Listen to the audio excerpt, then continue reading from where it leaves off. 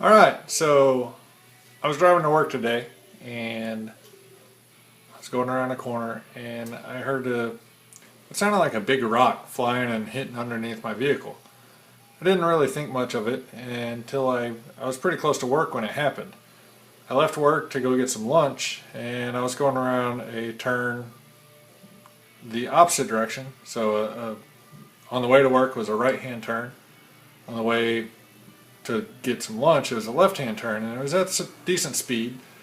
And I hear a loud pop, and it made me a little nervous. I was a little cautious driving the rest of the until I got back to work, and then when I got home from work, um, and I drive a 2003 Toyota Sequoia.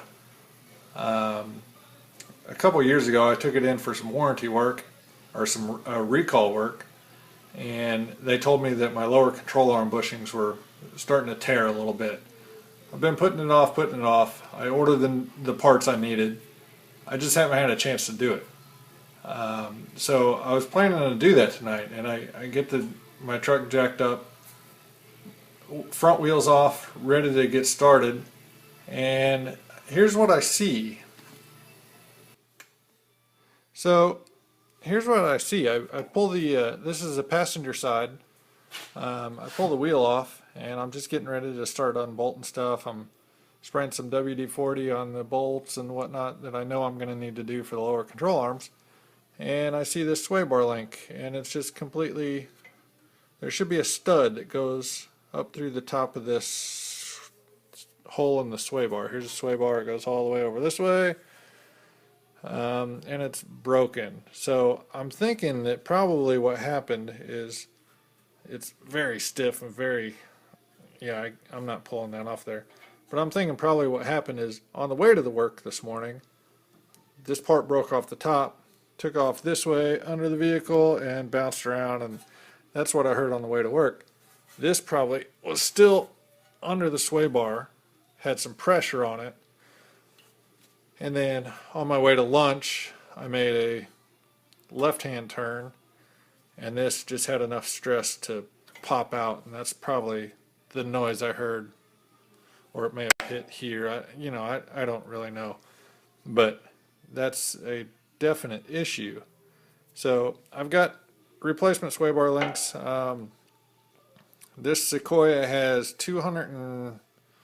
between like 205,000 miles on it, so it's had its fair share of life. And this one definitely broke. That's an issue. But I just got one for the other side too, so I'm going to replace both of them. So I'm going to get the new ones out of the box. And for this video, I'm just going to do sway bar link replacement. It's weird that I just did this on my wife's van. So, but pretty well the same procedure. Little different in the fact that where they mount. But this one mounts to the lower control arm, then it just goes through the top of the sway bar. Let me get the new ones out of the package, show you what they look like, and I'll be right back. Alright, so here is the broken sway bar link. I went ahead and pulled it off. I'm going to show you on the other side how to get that off, but I wanted to make sure I can get this one off. There was quite a bit of rust here on the end of the bolt. So I wanted to make sure that I could get it off. It did come off pretty easily with an impact wrench up until it got on the corroded part of the bolt.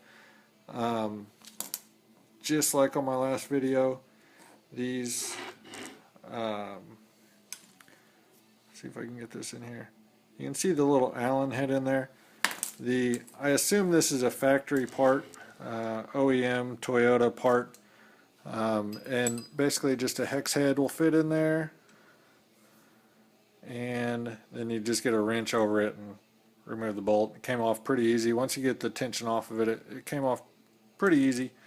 The factory hex size inside the bolt is I don't know if this will show up. See if I can get that to focus. It's a it's a 5.5 millimeter. I don't know if you can see that. The aftermarket, this is just one from house brand from O'Reilly's. It's a 5 millimeter. So, you know, depending on what's on your vehicle, might be a different size. 5 to 5.5 millimeter should get you covered. But you can see how much of this broke off. So these are the rubber bushings. They split apart. They're friction fit on there, so they're kind of stiff. But you know, that much of this link broke off and flew under the truck.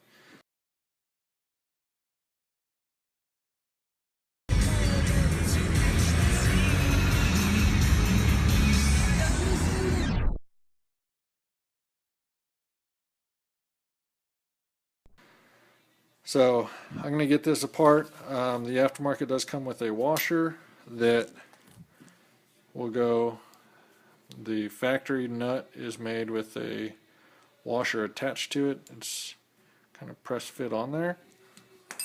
This one just comes with a separate washer, so something to keep in mind. Make sure you don't lose it.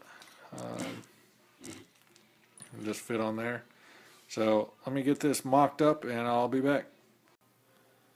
Alright, so this sway bar does have a little bit of tension on it. I had to get my big pry bar in here. Just pry underneath the sway bar and between the lower control arm there, and just give it a little upward force, just so I can get the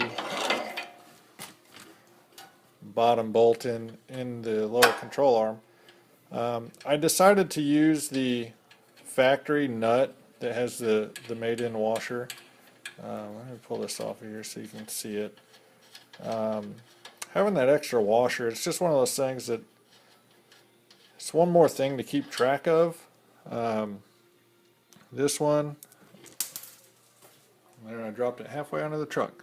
But it's one of those things that it's, you know, if you've got to keep track of that extra washer, it's just something else that could get lost. So I'm going to use that one. It's made onto it. It's not going to matter much.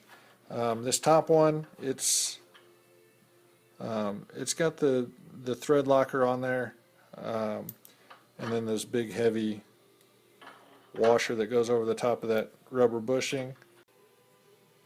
Alright, so it looks like this bolt, or this nut right here, torque spec is 14 foot-pounds, which is roughly,